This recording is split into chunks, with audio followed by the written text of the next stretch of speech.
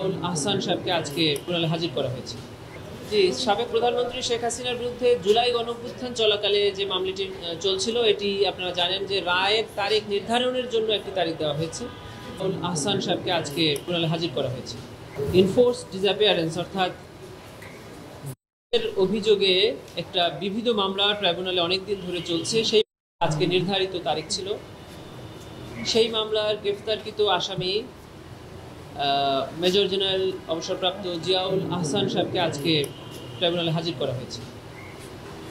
Investigation এজেন্সির পক্ষ থেকে ওই মামলায় সময় প্রার্থনা করা হয়েছে। ট্রাইব্যুনাল 2 মাস সময় মঞ্জুর করেছে। আমরা জানিয়েছি যে এই মামলা ইতিমধ্যে 2টি ফর্মাল চার্জ ট্রাইব্যুনালে দাখিল এবং আরেকটি অংশ ইনভেস্টিগেশন চলছে। আমরা খুব শীঘ্রই ওই মামলা ইনভেস্টিগেশন রিপোর্ট হাজির করতে সাবেক প্রধানমন্ত্রী শেখ হাসিনা, সাবেক নিরাপত্তা উপদেষ্টা জনাব তারেক সিদ্দিক সাহেব সহ বেশ কয়েকজন আসামি ছিল। তার 2টি অংশ তদন্ত প্রতিবেদন দাখিল হয়ে ফরমাল ট্রাইব্যুনালে দেওয়া হয়েছে। তার প্রসিডিং আরেকটি অংশ এখন ইনভেস্টিগেশন চলমান আছে। ইনভেস্টিগেশন একদম শেষ পর্যায়ে মর্মে তদন্ত সংস্থা আমাদেরকে জানিয়েছে। সেজন্য আমরা 2 মাস সময় চেয়ে ট্রাইব্যুনাল 2 মাস সময় মঞ্জুর করে আগামী ডিসেম্বরের 11 তারিখে দিন নির্ধারণ করেছে।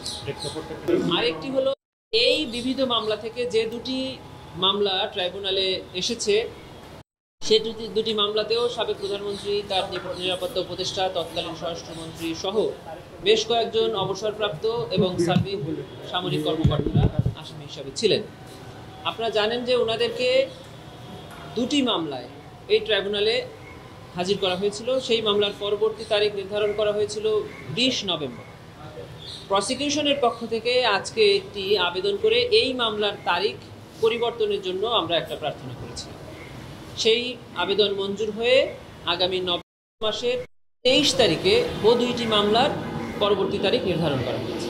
অতএব ওনাদেরকে পরবর্তী তারিখ যেটা 20 নভেম্বর ছিল সেটা পরিবর্তিত হয়ে 23 নভেম্বরে পরিবর্তিত হয়েছে এবং স্থানান্তরিত হয়েছে।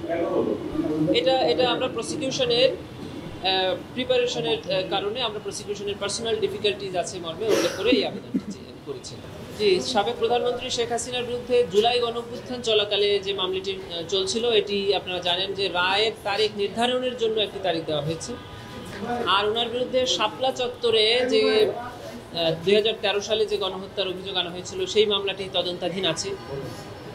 আরও যে 2টি মামলা ইনফোর্স ডিসঅ্যাপিয়ারেন্সের অভিযোগে ওনার বিরুদ্ধে চলছে, সেটি তো আগামী যে তারিখের কথা বললাম সেই নভেম্বর মাসে নির্ধারিত আছে। এই কয়েকটি মামলায় ওনার বিরুদ্ধে আছে 4টি। এই মামলা থেকে অলরেডি যারা আসামি করা হয়েছে ওনারা আর এই অভিযোগে থাকবেন না। উনি এই 11 জনের মধ্যে দেখবেন বেশ কিছু আসামি অলরেডি ওই 2টি মামলাতে আসামি হয়ে গেছে, ইনক্লুড হয়ে গেছে। তারা আর এখানে থাকছে।